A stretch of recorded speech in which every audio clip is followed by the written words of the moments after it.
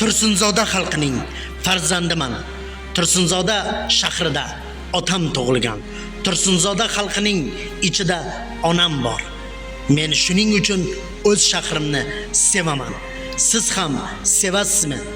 O'z shahrini sevganlarga shu videoni tarqatib qo'ying.